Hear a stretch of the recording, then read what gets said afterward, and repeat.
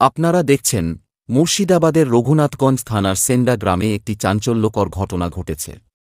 ৬ বছরের এক শিশু কন্যাকে ধর্ষণের অভিযোগ উঠেছে ৬০ বছরের এক বৃদ্ধের বিরুদ্ধে। অভিযুক্তের নাম সোমনাথ মাল। পরিবার সূত্রে জানা গেছে, ২৪শে ডিসেম্বর দুপুর ১টা নাগাদ শিশুটি খেলা করছিল। সেই সময় সোমনাথ মাল তাকে বাড়িতে ডেকে নিয়ে যায় এবং ঘটনাটি ঘটায়।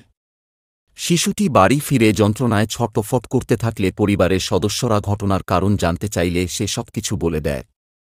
খবর পেয়ে রঘুনাথগঞ্জ থানার পুলিশ ঘটনাস্থলে গিয়ে অভিযুক্তকে গ্রেপ্তার করে। এ ঘটনায় এলাকায় চরম উত্তেজনা বিরাজ করছে।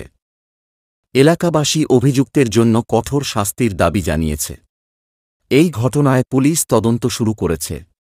অভিযুক্তের বিরুদ্ধে কঠোর ব্যবস্থা নেওয়া হবে বলে পুলিশ সূত্রে জানা গেছে।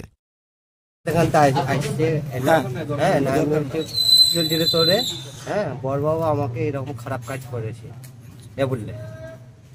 কে করেছে? সোমনাথ মাল।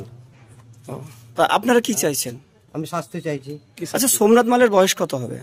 60 বছর 62 বছর এরকম। আর মেয়েটার বয়স কত হবে? 6.5 বছর। 6 বছরের মেয়ে আর 60 বছরের বৃদ্ধা। বৃদ্ধা। তো আপনি কি শাস্তি চাইছেন? ফাঁসির শাস্তি চাইছি।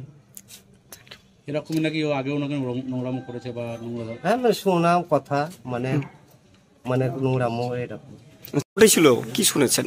ঘটেছিল বলতে আমরা স্পটে ছিলাম না। আমি গ্রামে এসে যেটা শুনলাম, মানে রাস্তায় যেতে সবাই বলছে কি ওই 6 বছরের বাচ্চাকে ধর্ষণ করেছে 62 বছরের লোক। আচ্ছা, তার নাম সোমনাথ মাল। আচ্ছা, আমি গ্রামে হিসাবে তার ফাঁসি দাবি করছি।